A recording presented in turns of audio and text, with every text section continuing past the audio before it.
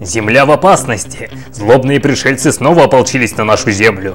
Шварценеггер, Сталлоне и Уиллис уже старые и сражаются только с террористами. Земле нужен новый герой. Вы спросите, кто же это? А мы скажем, да вот же он. Том Круз в очередном блокбастере против пришельцев «Грань будущего». Здравствуйте, с вами Павлов Александр, и это Кинометрия.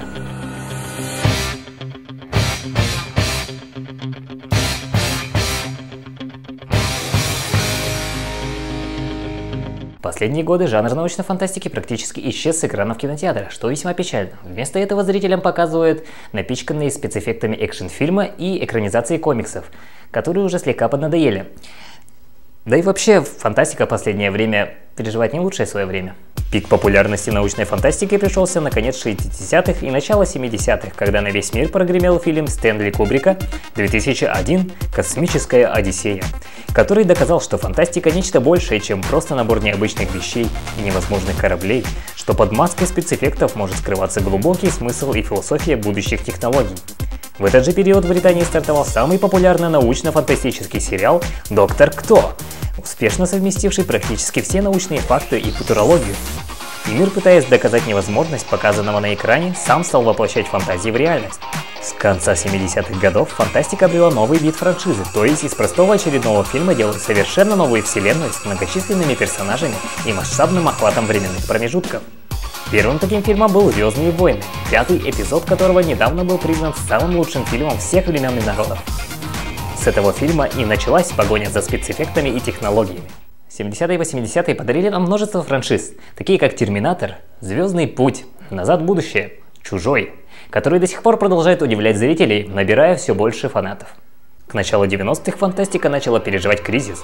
Пытаясь удивить зрителей, кинематографисты, сами того не замечая, сделали из фантастики второсортный продукт, напичканным экшеном и спецэффектами.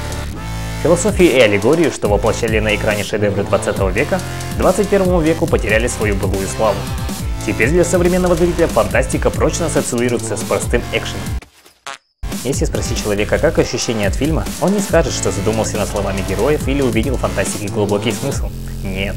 Он будет восхищаться тем, как робот убивает монстров, как Человек-паук сражается с зеленым гоблином, а о научной фантастике современный зритель напрочь забыл.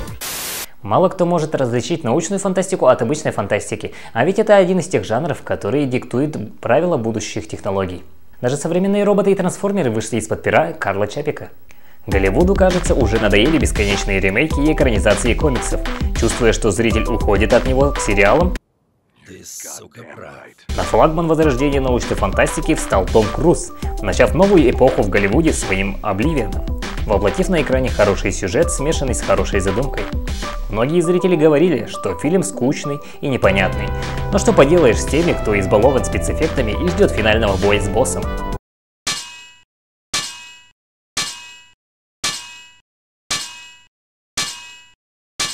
Но этот фильм дал понять, что научная фантастика все еще жива и готова снова сражаться за интерес зрителей, хоть и с помощью Тома Круза. В начале июня 2014 года Даг Лайман представил нам новый фильм «Грань будущего», снятый по мотивам романа Хироши Сакурадзаки, и здесь Том Круз снова сражается со злобными пришельцами. Сюжет картины вертится вокруг военного пропагандиста майора Уильяма Кейджа, которого по непонятным причинам заставляют воевать против пришельцев, которые в свою очередь захватили почти всю Европу. Эдакий случайно выбранный судьбой избранный, волей Бога оказавшийся не в том месте, не в то время. По странным обстоятельствам, которые так и остались непонятными, наш герой попадает в армию. Если вы, девчонки, выберетесь из учебки, если вы переживете курс молодого бойца, вы станете оружием, посланниками смерти, молящимися о том, чтобы началась война. Но до этого дня вы просто блевотина. Пройдя однодневный курс молодого бойца, Кейджа сразу посылают на поле боя, не объясняя, как сражаться и как пользоваться своим экзоскелетом. Вообще непонятное начало фильма. Это нелогично. Кейдж переживает смерть от рук врага, но в последний момент в его мозг попадает кровь пришельца, который, оказывается, может переносить сознание человека на день назад. И Том Круз весь фильм будет испытывать день сурка. А что бы ты делал, если бы застрял в одном месте, в одном дне, и ничего бы вокруг не менялось? У пришельцев 3 касты – Альфа, Омега и другие греческие буквы. Альфа играет роль глаз Омеги, которая и может переносить сознание погибшего Альфы в прошлое, чтобы тот смог предугадать ход врага. Но несмотря на хорошую задумку, пришельцы были плохо разработаны. Снова инопланетные вторженцы, простое пушечное мясо, которое не имеет технологий или оружий, чтобы сражаться. Да и непонятно, как они прилетели и зачем. Просто очередные наглые инопланетяне, не имеющие пола, личности и индивидуальности. Кстати, фильм начинается с новостных лент настоящих телеканалов, где можно уследить за хронологией войны за Землю. Пришельцы захватили Европу, а остальной мир решили оставить в покое. Логично, да? Весь мир встал на защиту опустошенной Европы, и вместо бомб и авианалетов против ходящих по земле пришельцев, войска ООН посылают нового десантника с экзоскелетами. Логично. Бои ведутся на всех фронтах, все силы хороши, но только не научные заключения ученых и теории влиятельных физиков.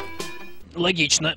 Грань будущего будто повторяет философию звездного десанта насчет милитаризма и восхваления военной силы. Все ничто, главное воевать всеми силами.